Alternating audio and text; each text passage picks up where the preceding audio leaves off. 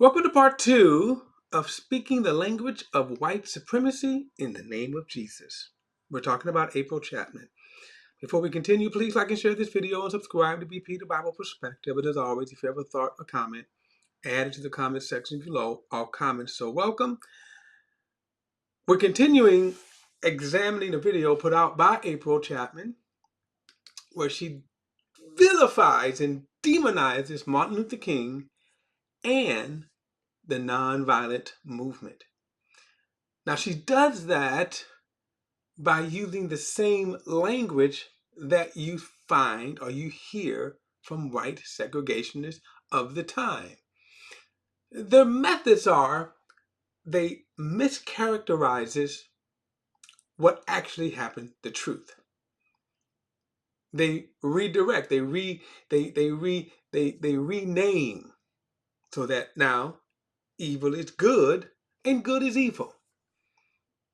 Nonviolence is actually violent, hateful. These are the words that they use. Manipulative. And these are the words we're going to hear April echo. It's almost like if I was to close my eyes, I couldn't tell if I was listening to a segregationist of the 50s or what she's talking now, what she's spewing out now. So the question is, why did she do it, right? And I can't get into her head, obviously. But remember, she is a black conservative. And black conservatives, excuse me, black conservatives, their purpose and how they have made their success is by speaking disparagingly, talking down, talking bad about the black community. When they are invited on different conservative platforms, that is the goal. That is the reason why they appear, is to talk bad about black people. They serve as that they will say things white people will not say.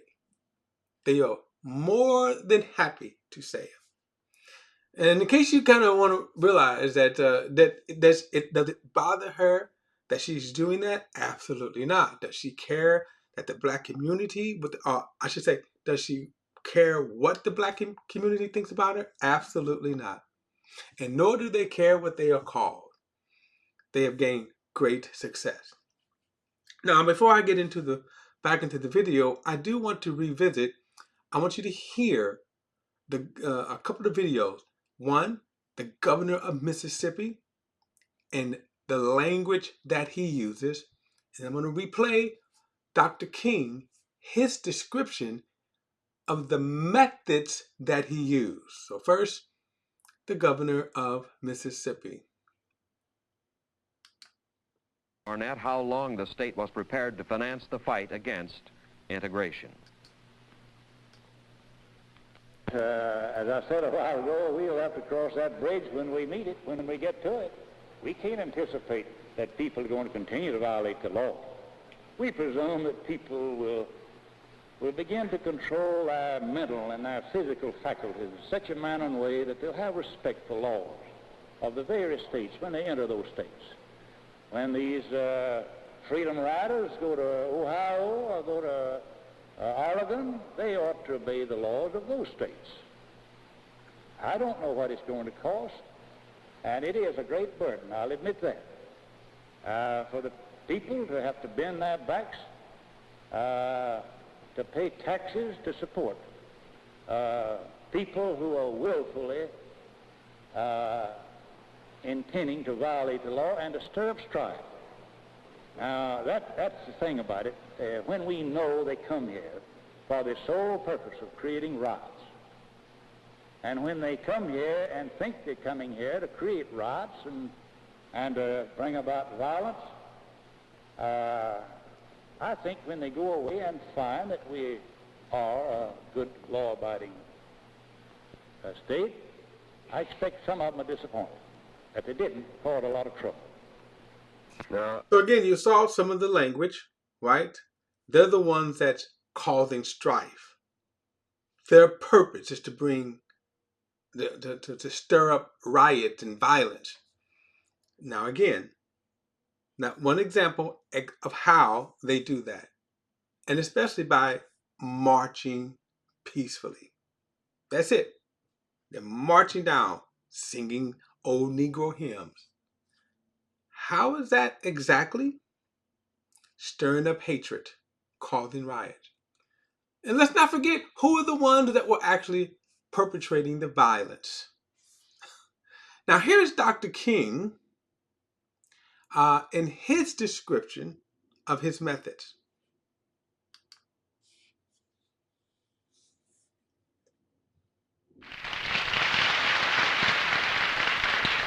Dr. King, if you were in charge of rectifying this situation, what decisions would you make?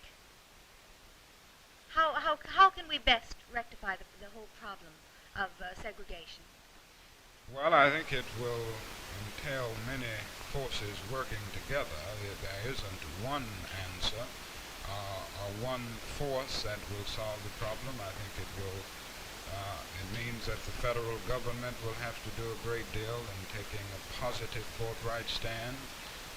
The moderates of the white South will have to become more courageous and positive in their stands, and liberals all over the country. And I think the church, religious organizations have a great deal to do in this period of transition. And the attitude of the Negro himself, he must be firm, he must work continuously for first-class citizenship, but certainly he must not use second-class methods to gain it. I think the methods are very important in thinking in terms of the end. Well, what do you mean by second-class methods? Well, I would think of violence as a second-class method. I would think of hatred as a second-class method. It seems to me that it is possible to move on toward the goal of justice with wise restraint and calm reasonableness, not compromising principles and never capitulating to the whims and caprices of the guardians of a deadening status quo, but at the same time maintaining a positive attitude of goodwill. Dr. King. Okay, so that's, you heard it yourself, his description. Hatred, violence are second-class methods that they don't use. Dr. King didn't use those, and yet you're going to see April ascribe those methods to him. That's the reason why he was doing that. All right, let's get to the video. Let's get back to the video. Let me also say this, because the video is a very popular, she has a very popular channel. Keep in mind that YouTube will interrupt us with ads. When that happens, we will scroll through the ads as fast as we can. So here we go. But here's why the Albany one was different. Here's why the Albany plan failed. It just failed miserably. Unlike other segregationist police chiefs, Laurie Pritchett was shrewd. This is the police chief down in Albany. He was shrewd in dealing with King, and he refused to engage in the violent suppression that King's movement had banked on to garner public sympathy. Pritchett's like, I see you. So again, we heard Dr. King. That is not his method. That was not what he used. And again, so how did they incite that? Are you really seriously telling me that just peaceful marching, maybe singing Negro hymns, that was evil in your eyes, that incited the good God-fearing white people to hatred, to violence? No, he already told you what his method was. He did not want to, he would never sink to using hatred and violence as a method. I see you coming. Oh, I got you. I got your nonviolence. Okay. He's like, I see you. So Pritchett is like, we ain't doing no brutality. We're not doing no brutality, and you ain't gonna get the national outrage you looking for, little man. It is troubling that the Bible teacher here is calling him a little man. She's being, insulting. But here's what she's not going to do. She's not going to call Pritchett, who was a segregationist, who upheld segregation laws. In fact, the very champion now, the glorification of the man that she's talking about, if he won anything, keep this in mind, that when King and them left Albany, segregation was still in place. That's what she's championing. Pritchett had studied King's tactics, right?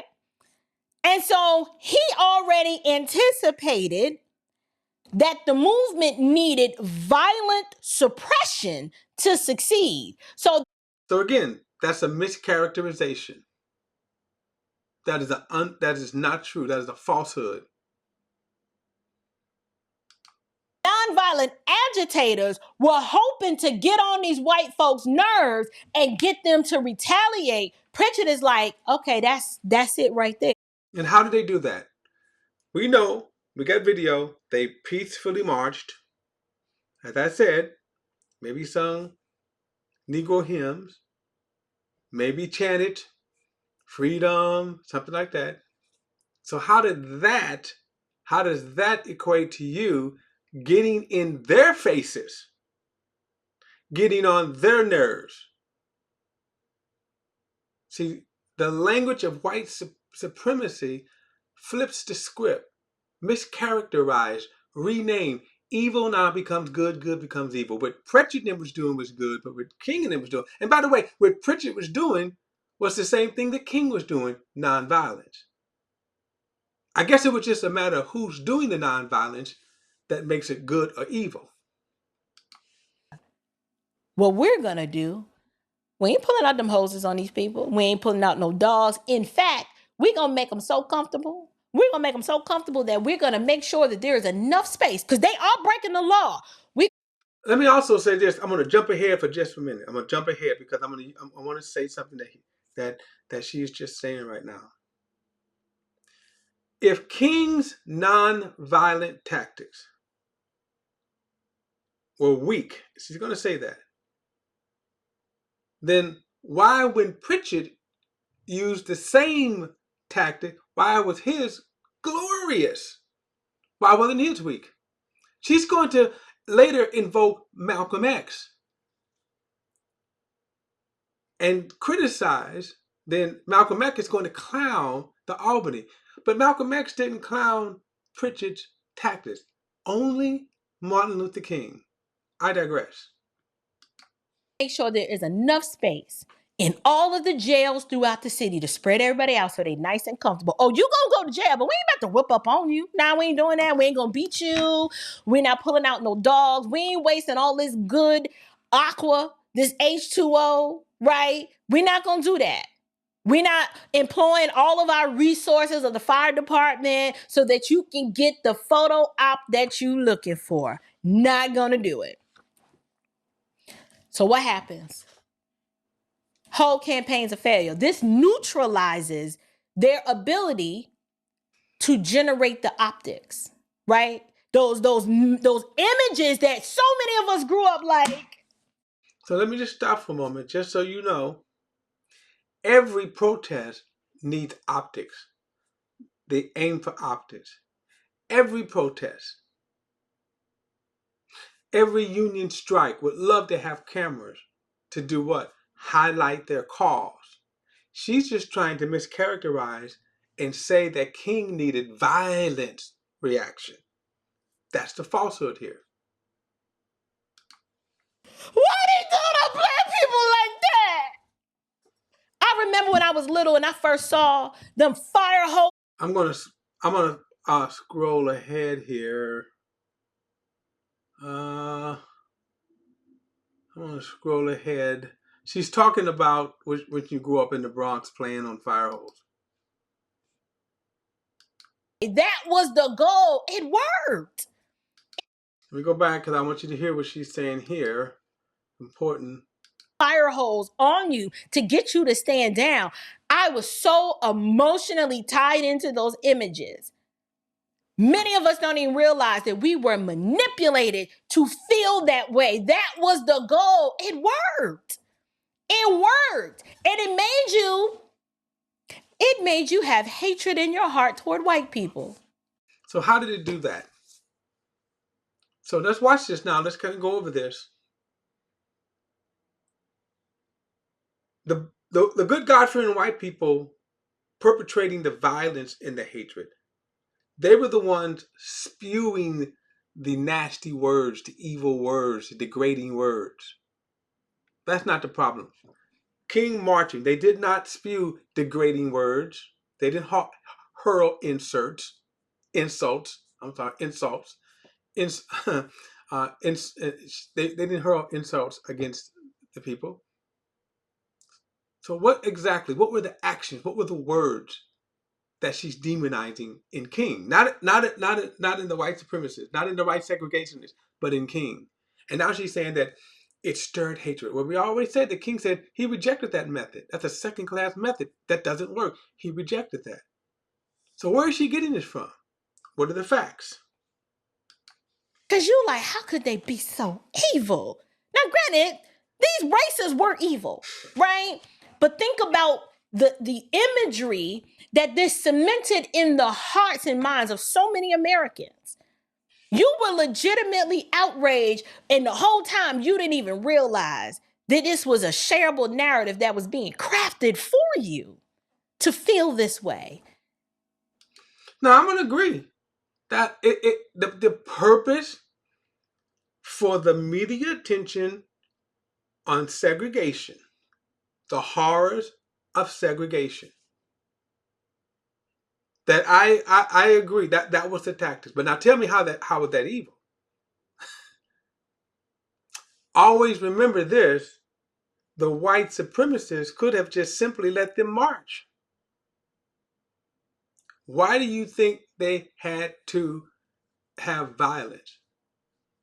Let's also ask this question: did King need that kind of reaction? Now the media like that kind of stuff, right? You can't watch any reality show without that kind of conflict. That's human nature. What would have happened if, and by the way, let me say this: Albany, King's remarks on the failure of Albany wasn't that they didn't get a violent showdown. That's not what he said. He said his mistake was focusing on a national problem instead of the local problem of Albany. So that's King's words. Oh, we gonna tear it down today, though. Am I doing good? Am I doing good? Leave a one if y'all like she doing good. I think you're doing very good of speaking the language of white supremacy. You're doing excellent on that. I was today years old, and now I feel some sort of kind of way too. Here it is. The imagery of police brutality, the whole goal of that was to sway public opinion. And then two, this is the quickest way to pee out fat. Good God, man! Stop eating those, you're gonna blow up! strategic arrests. The way Pritchard, this sheriff, was looking at things, his thing is, we not gonna overcrowd the local jail.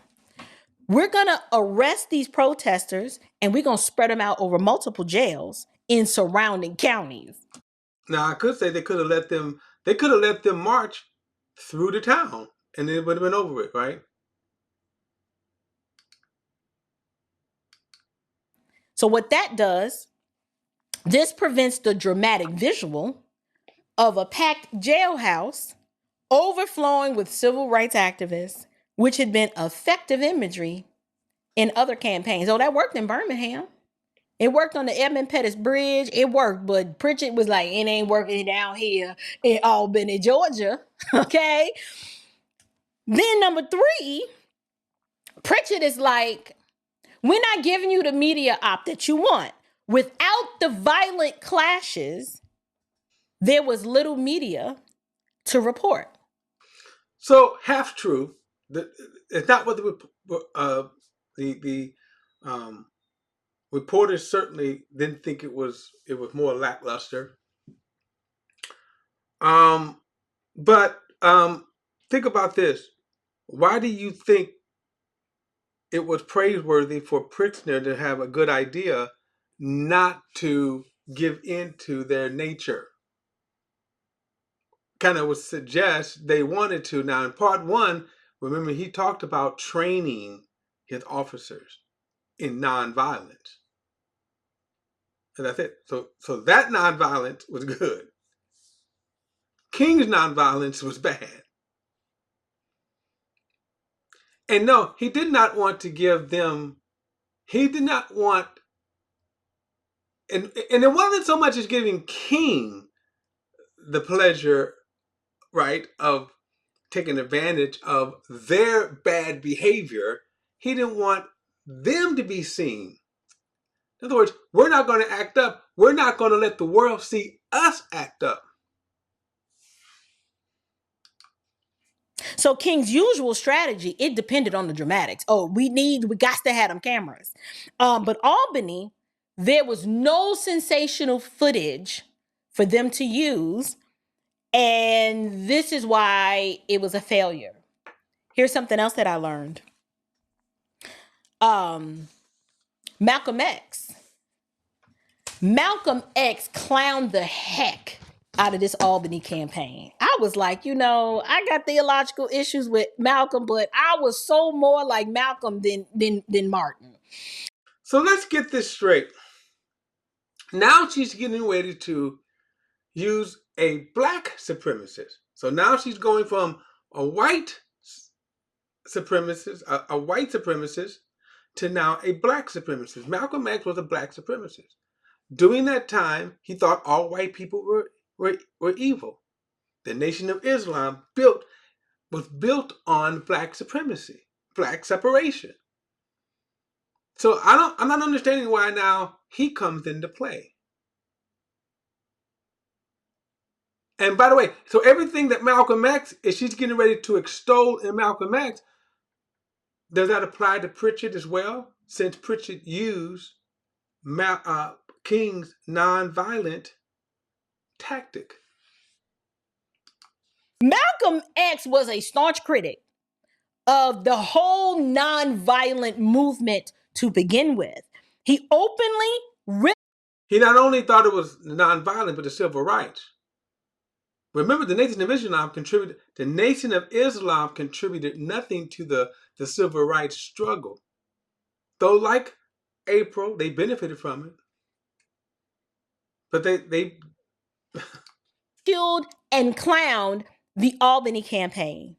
This is what his argument was. His argument was that it demonstrated the weakness of King's approach, and he saw King's dependence on triggering white violence as, wait for it, manipulative and ineffective.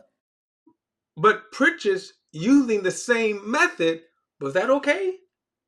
That's praiseworthy? When the authorities didn't respond as expected. Malcolm X, he viewed King's reliance on nonviolence. Look how Malcolm views this. And Malcolm's thing was, this is a form of submission. I'm a man. I'm not nonviolence. What you mean? Like, he argued that Black Americans should be prepared to defend themselves, not be aggressive and be the agitator, but agitators. So now the black supremacist is using the term agitators, like the white supremacists using the term agitators.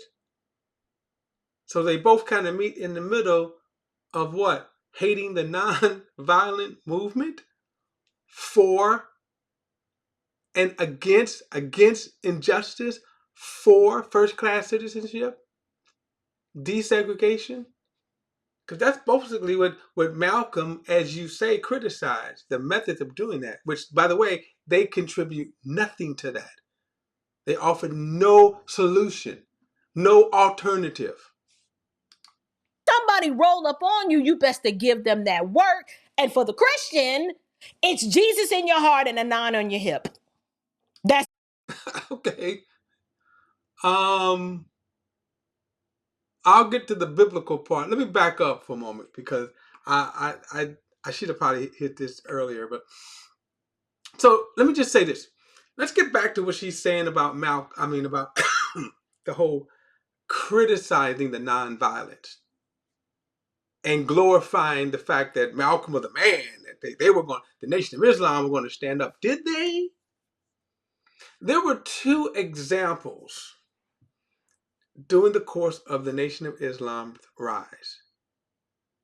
One of the first one was in New York. This scene was depicted in the movie Malcolm X. When one of the mothers by the name of Brother Johnson was severely beaten by police officers and then arrested, taken to jail in his beaten state. Malcolm found out about it. Him and some of the Fruit of Islam converged on the jail, demanded to see Brother Johnson. And when they saw him, horrified by his condition, demanded that he be taken to the hospital. Now, outside the nation, the Fruit of Islam, which was the kind of the armed forces of the Nation of Islam, they stood outside. Oh, but wait for it. They stood non-violently. They didn't, no violence. When they transported Brother Johnson to the hospital, Malcolm and the Fruit of Islam marched and stood in front of the hospital. And by that time, a crowd had gathered on the outside. But the Fruit of Islam stood at attention, non-violently.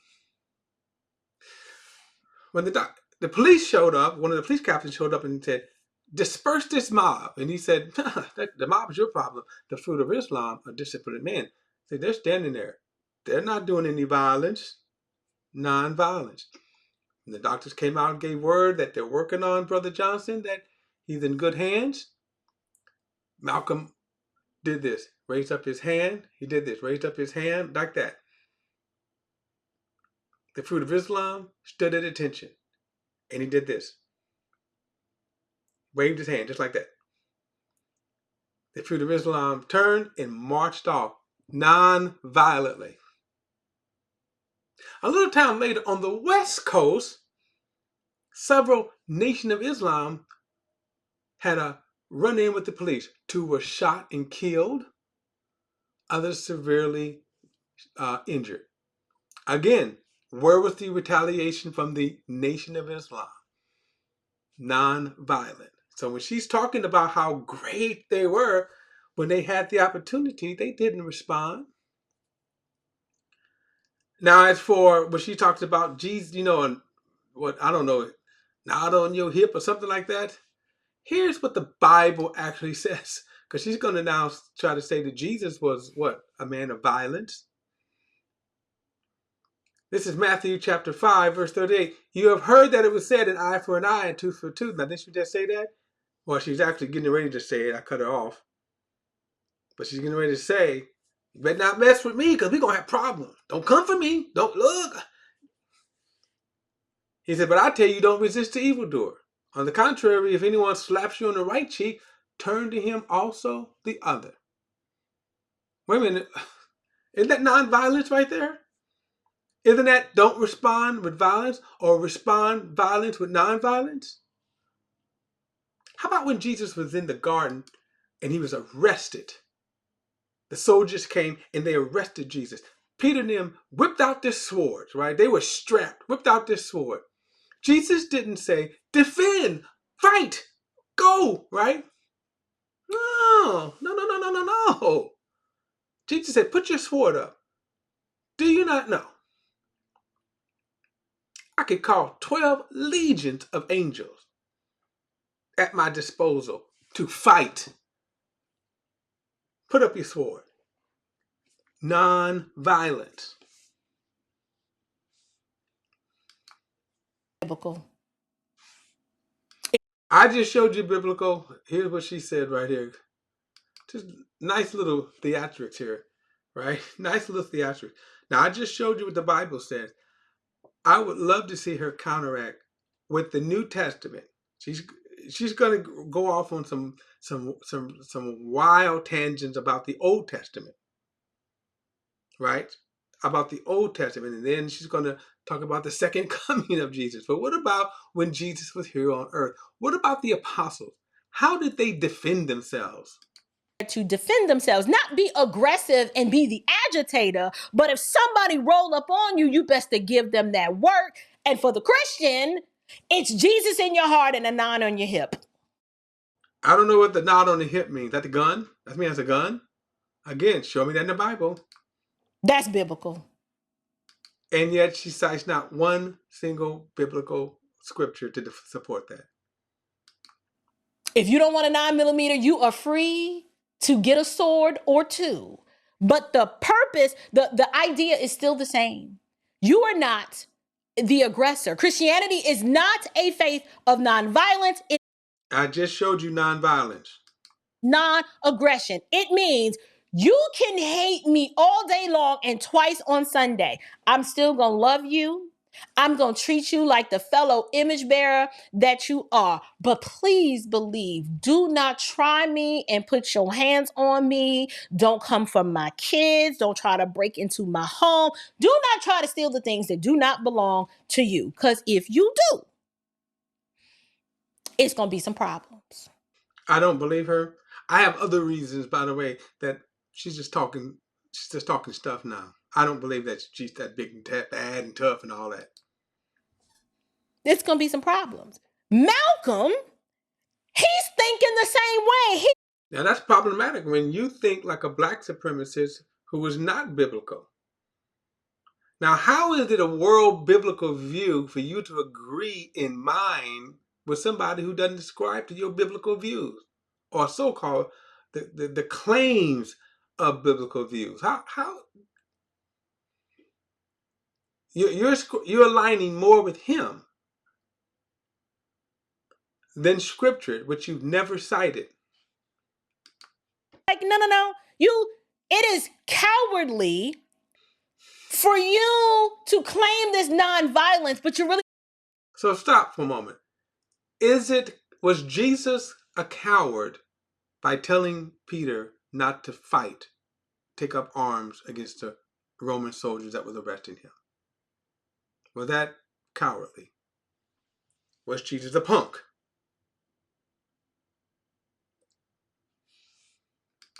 Wanted to manipulate and incite violence from the other party. He's like, you should be prepared to defend yourself rather than hoping for white backlash to win your cause. Now, Malcolm is saying that, which they did not do. So, one, she's aligning with Malcolm, who themselves, when they had two prime opportunities, Nation of Islam members were injured and killed, and they did not retaliate. Now, she said it's cowardly. So that means you're calling Jesus a coward when in the garden, and especially when Peter did whip out the sword and he told him to pull it out. So that's cowardly. You're calling your Lord and Savior a coward because he did not defend himself. Everything that you just said happened to Jesus. They rolled up on him. Sword in what? Well, how did she say it? Sword in the hip or something like that? I'm with Malcolm. And that's Malcolm also pointed out that King's approach, y'all wait for this. This really messed me up. He says King's approach was dependent on the moral conscience of white America, which Malcolm believed was non-existent or unreliable. Now, I disagree with the conclusion that Malcolm came to. I do not believe that white people don't have a moral conscience. The Bible does not teach that. I would disavow that statement in its entirety. However, why is it that a Muslim could have more of a biblical worldview than a so-called Baptist preacher when it comes? You align with the Muslim who criticized your Lord for being nonviolent. To why are you agitating and hoping to get these people to respond a way so that you can coerce and manipulate and extort things from them? That's not Christian. First of all, again, that is a false premises, a false statement. We heard what Dr. King said about the movement, the methods. That's the first thing. You have failed to show any actions or words that incited them. You don't even coming up with, maybe by now, somebody who was in the strategy planning of the movement that said, oh man, if we get out there, we sure would like them fire hoses. We sure would like that violence. That, man, boy, if we could just get that would just, that would be the cream. If we could get the good God-fearing white folks to react in violence. Any proof of that? Malcolm wasn't even a Christian, and he could see right through the fact that this is not how this is supposed to go. Why is it that a Muslim was able to see that this wasn't the proper way to do things, yet a Baptist minister is employing tactics that are anti-God and anti-Christian? You want to know why? Because he didn't get it from the scriptures. He got it from Gandhi, who was a Hindu. Why? I get looking at historical figures from antiquity and finding value in some of the things they may have said, but your whole worldview is rooted on what Gandhi believed as not. Let's go back. I'm going to go back now, and let's hear what Dr. King said about Gandhi.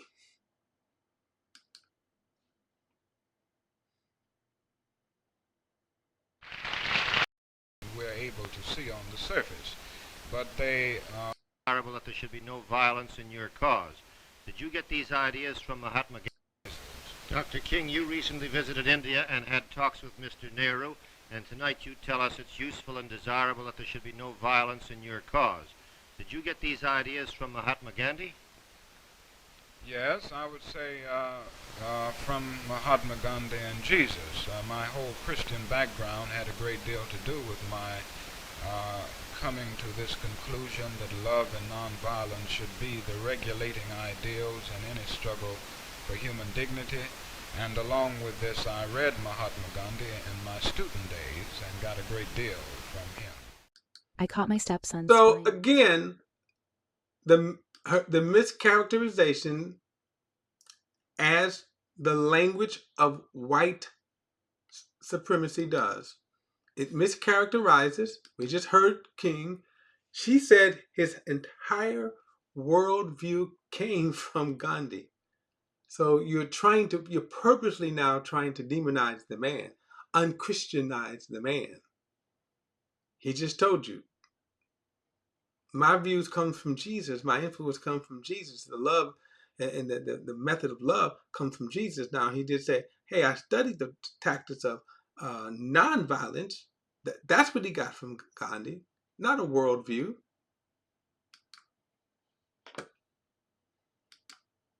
He got it from Gandhi, who was a Hindu. Why? Notice the hypocrisy. You're literally praising a Muslim. Your two heroes here, one is a white segregationist who actually won temporarily in Albany segregation. And then you're now praising the wisdom of a black supremacist, Malcolm X, at the time. And now you're going to say he was a Hindu. Why could you? The hypocrisy.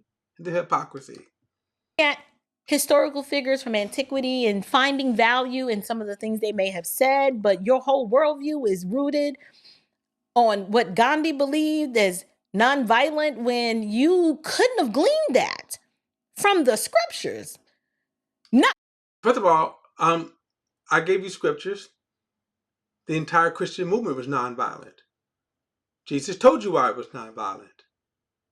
The entire Christian movement was nonviolent. Even when you get over to the 2nd and 3rd century, that Christians stood by and did not resist.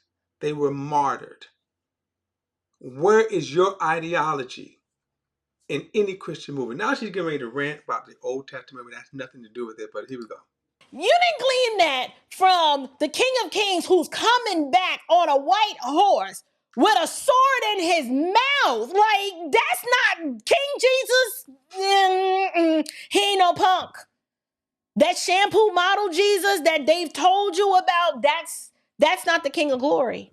He is coming back to smite his enemies, full of wrath. Yes, God is just and he is love, but he's also wrath. He is also wrath. Where do you get, have you not read anything of the Old Testament? Kill them all. He's like, smite the Amalekites. We just listen. Okay. I don't know where this nonviolence part came from, but Then the Bible that you have clearly not read, it come from the scriptures.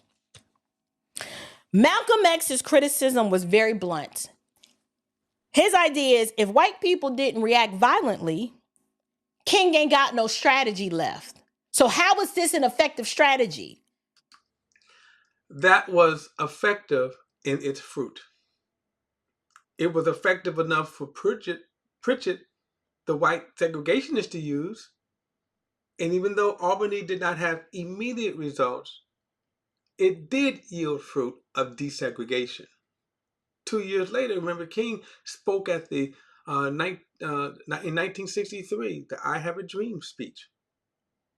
In the 1964, 1965, the passage of the civil rights bills that you enjoy. That's how it was effective. Now tell me the effective measures of Malcolm X, of the Nation of Islam. What was the benefit of their method? By the way, remember they employed non-violent tactics because they did not retaliate when they could. How is this effective? If they don't retaliate with the aggression that you're hoping they do, what's your plan? What's your plan, pimpin'? Here's the lessons from the Albany campaign. Although that movement, it failed in its immediate goals, King went back to the drawing board and was like, okay, well, we can't have that happen again. So what we need to do is we need to find the municipalities that are really, really racist, that we know they can't help themselves but to be evil and aggressive toward us. And that's what he did. You tell me how that's Christian. Well, that's, first of all, again, all of them were racist. Pritchett was the exception to the rule because he employed the same tactics of Martin Luther King.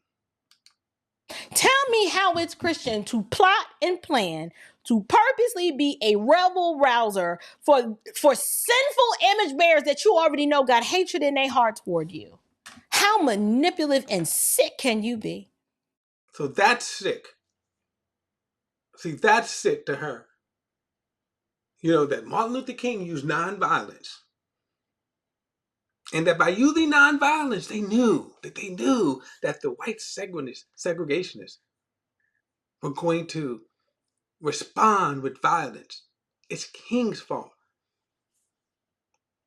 It's almost like saying that, you know, it's the woman's fault for wearing a bikini and get raped. Or that maybe a wife smarts off and then get abused by her husband and get beat, like, you know. That's the sick part. What you're saying is sick because you're glorifying a black supremacist and a white supremacist as champions solely to disparage King. That's sick. All right, guys. Don't forget to like and share this video and subscribe to BP the Bible Perspective. And as always, if you have a thought or comment, add it to the comments section below. All comments are welcome. I'll see you next time.